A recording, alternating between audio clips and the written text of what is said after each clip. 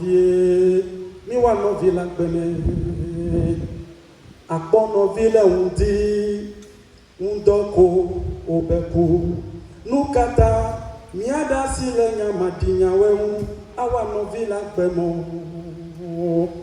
Edzogbejoki kuti le dzogbe, tsɔ yine lo le tɔme.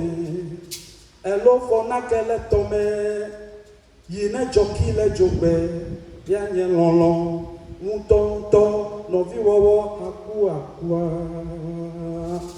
Edzogbejoki kuti le dzogbe, tsɔ yine lo le tɔme. Elo fɔ nake le tɔme, yine dzɔki le dzogbe, ya nye lɔlɔ, ŋutɔŋutɔ, nɔviwɔwɔ akua. Ene mekpɔ nɔvi mawɛ, elame ɖewo si, gake womenya nɔvi wawa. Ene mekpɔ nɔvi mawɛ, elame ɖewo si, gake womenya nɔvi wawa. Etɔ ɖeka me viwɛ, wole fu wo nɔewo. Tɔ ɖeka nɔ ɖeka viwɛ, wole fu wo nɔewo. Enɔ gã nɔ ɖeviwɛ, wole fu wo nɔewo. Tasivi nyure viwɛ, wole fu wo nɔewo. Evɔ menɔ yɔku tsitsi woɖo gbogboe o. Ene mekpɔ nɔvi mawɛ, elame ɖewo si, gake womenya nɔvi wawa o. Mebe ne mekpɔ nɔvi mawɛ, elame ɖewo si, gake womenya nɔvi wawa o. Taflatse zibɔsi andre, yenye yi be, lesiale ne kesinɔnuwo ham ne ɖokuiwɔ. Egblẽgeri ya Cameroon na va ɖubereka. Tofloko ƒe toflokoe nye xixame ƒe kesinɔnuwo yome tsitsi. Gbetɔ menye hã wo ta, wòzu nyigbadzimewo ƒe amegã. Adegbe ƒuƒlu ƒoƒoe nye eƒe gbesiagbesitɔ kɔ be yetɔe nye yi kple kemi yiwo va le ke.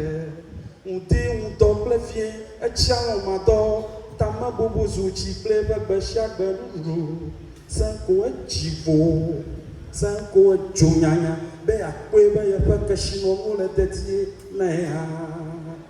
Senko edzivo, senko dzonyanya be akpɔe be yeƒe kesinɔnuwo le dedie na ya.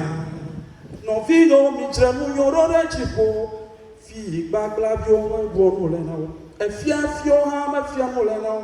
Nuƒoƒuwo ɖe xixea me wonye toflo ko sɔŋ.